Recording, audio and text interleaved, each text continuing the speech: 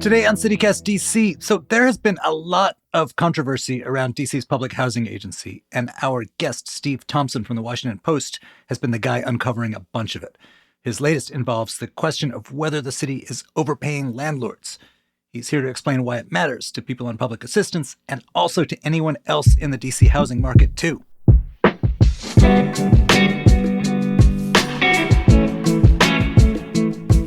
Today is Monday, March 25th. I'm Michael Schaefer, and here's what DC is talking about.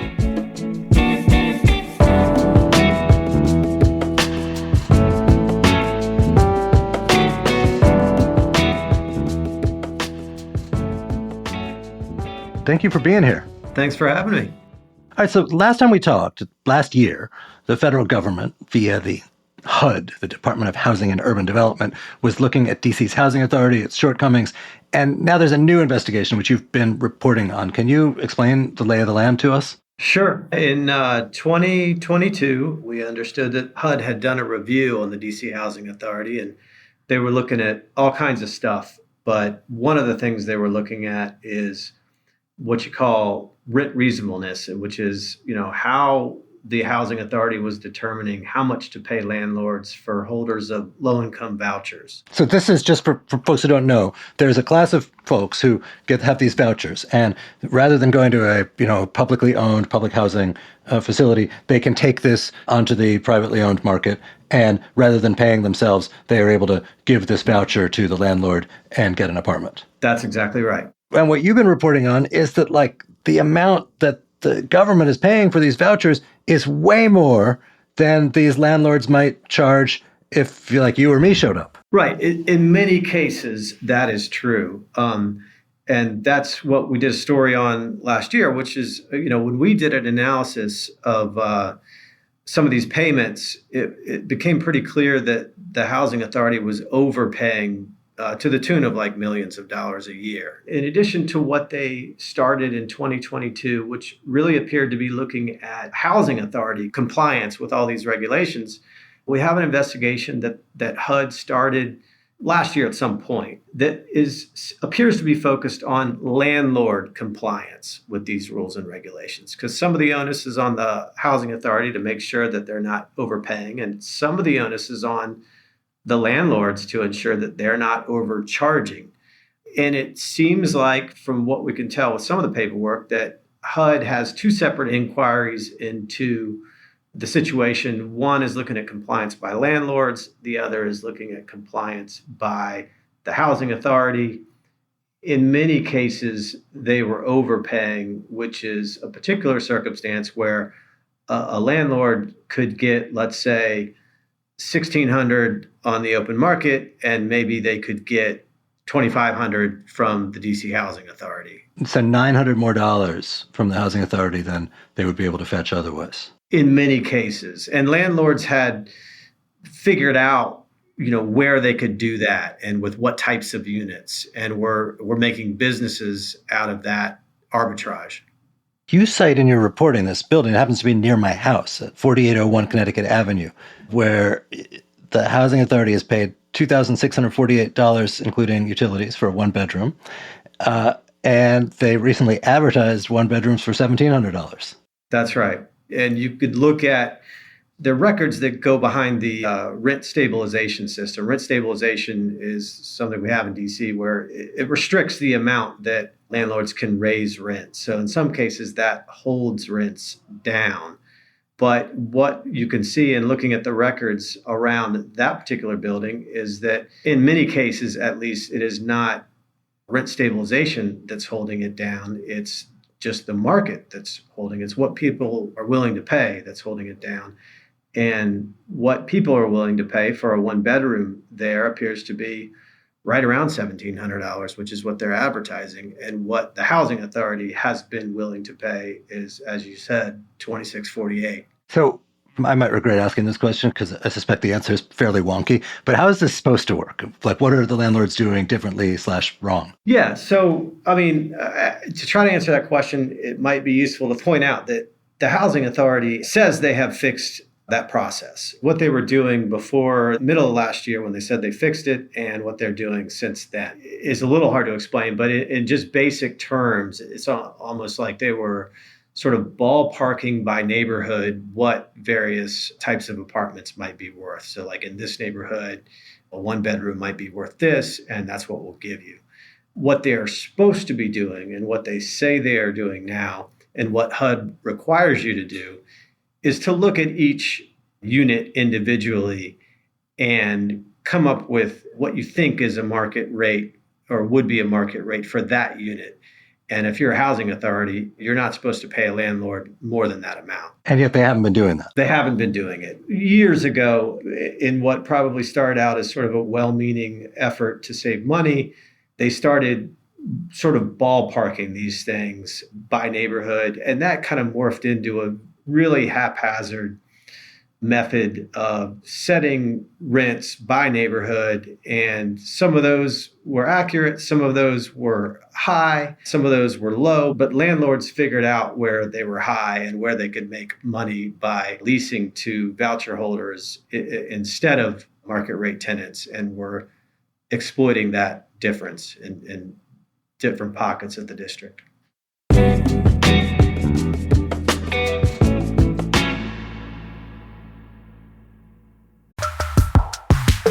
Black Cat is a DC icon, and I spent a bunch of my 20s there. These days, it is still rockin' and features artists from every genre. Many of them you would be hard-pressed to find anywhere else, really. Like Twin Tribes, a self-described dark wave duo that features lyrics about the occult and parallel universes. They're coming to town on April 4th. Where else are you going to see that? Or you could check out Echo Astral on April 5th, a new DC-born queer punk band that pioneered what they call mascara mosh pit music. I don't even know what that means. You probably don't either, but I want you to find out. You with me? Also, March 28th, Girls School. Yeah, right. Here's what you do. Go to blackcatdc.com for tickets and the venue's full schedule. Once again, that's blackcatdc.com. Have fun out there.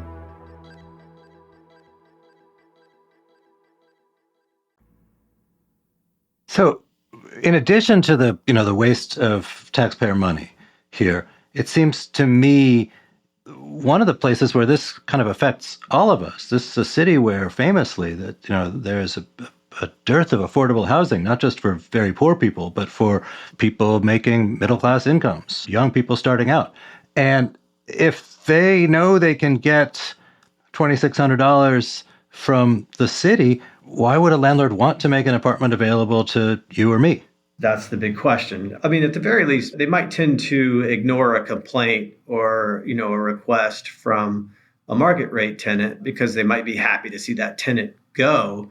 In many cases, a voucher holder might be less likely to complain about poor conditions or shortcomings in a building. So there is some sense that if you can sort of encourage your market rate tenants to leave and make room for a voucher holder, on whose behalf the housing authority will pay a lot more, that might be a good business decision. I'm wondering, though, on the landlord side, I suspect somebody might be inclined to say, look, yeah, it's a $900 difference between a voucher holder and a market rate person, but we, the landlords, take on a lot more risk when we have voucher holders. They have various prejudiced attitudes towards voucher holders. These are illegal, but maybe they are just treating that $900 delta as the cost of doing business.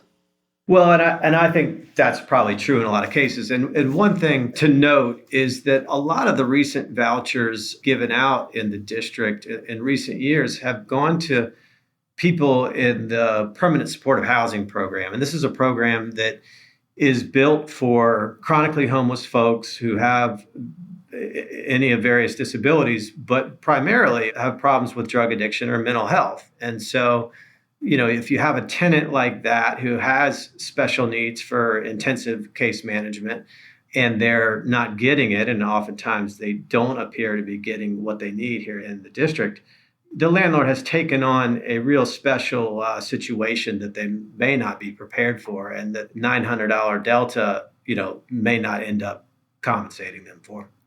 Right. And just to be clear, under the law, they're not allowed to discriminate against prospective tenants based on their employment history and things like that.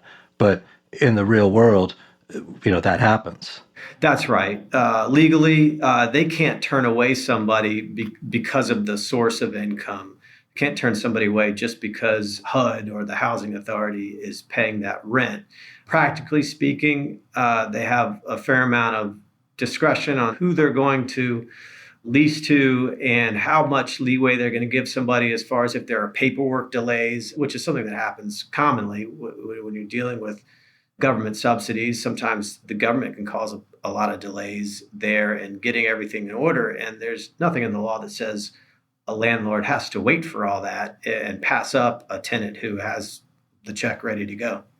That's looked at from the safety net provider's point of view. If the goal is like, let's get people in sometimes desperate situations, let's get them into housing, maybe thinking about whether they're getting the best possible deal is not their top priority.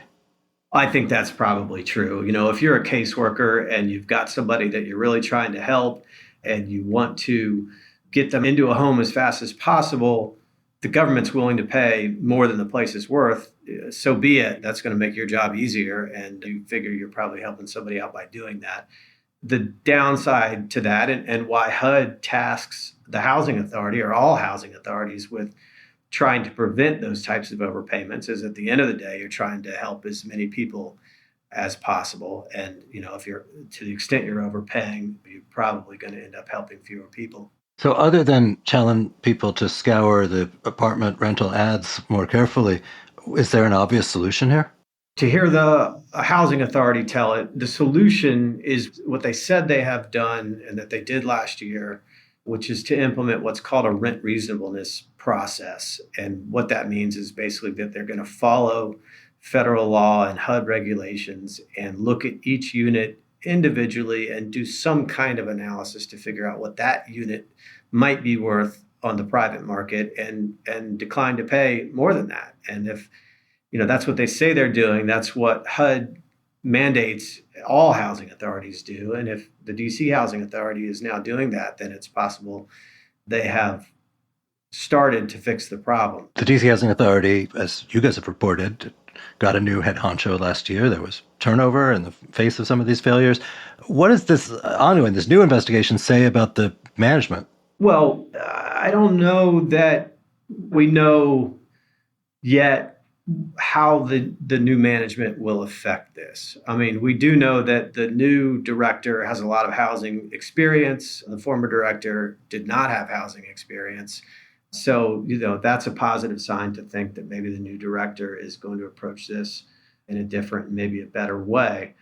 But really, the jury is sort of out here. I mean, one of the things that HUD had asked the authority to do back in 2022 was to do its own analysis of whether there had been overpayments and if there had been overpayments, to figure out how much they had overpaid and actually develop a plan to repay HUD. Here we are more than a year later, and the housing authority has yet to do that. So that's one of the things we'll have to wait and see is what this new administration, how they wrap up that process and whether they actually do the analysis and what it shows. So that one consequence of this investigation could be it's going to cost DC financially. They're going to have to make Uncle Sam whole. That's definitely something that has been in the air as a possibility, and it's something that I think district officials would very much like to avoid. So you've been watching this for a while. I put on your prognostication. How do you see this progressing? If everything goes as it should, what'll it look like in 6 months? I really have no idea. I mean, one thing that's still sort of up in the air is in some of the cases where it appears DCHA, the housing authority, has been overpaying. Even though they've fixed the process, they're grandfathering some of these payments. So if there have been overpayments, some of these overpayments could be continuing. And I've asked the housing authority whether HUD has signed off on that and whether that's going to keep happening. And they have not given me a firm answer on that, basically saying they're still reviewing that. So basically, landlords too could face consequences for charging the housing authority more than they would charge a civilian. Theoretically, they could. And I think one of the places where that could end up mattering is, as the housing authority has talked about grandfathering these payments, one of the things that officials have said is that it wouldn't be necessarily fair to go back and downwardly adjust a payment that a landlord has been counting on. And so that's one reason for grandfathering some of these payments. But if you look at it the other way, there is some onus on the landlords not to overcharge. And it appears like that's one of the things HUD is looking at is landlord compliance. So when you start to think about if landlords have not been in compliance, if HUD were to find that, that would maybe put grandfathering some of these rents in a different light. One of the things that's interesting is what HUD asked for in the newer of the two inquiries, which is focused on landlord compliance. One of the things they asked for from the authority is all the forms that landlords have filled out to create contracts with the authority for these units. So on these forms, the landlord is supposed to certify that they're not charging the authority more than they would charge a private renter, and they're supposed to even give comparables. Here's what we have leased 4 different, comparable units for on the premises to unassisted, privately paying tenants. On a lot of those forms, which I've gotten some of these through FOIA, and you could see that sometimes landlords have just not filled that out at all. Sometimes they put comparables that appear to be not unassisted. In other words, a comparable that's just rented by another voucher holder, which kind of defeats the purpose of the comp. And so these forms are one of the things that HUD apparently is looking at to figure out whatever they're going to do. Hey, thank you so much, Steve. Thank you. Appreciate you having me.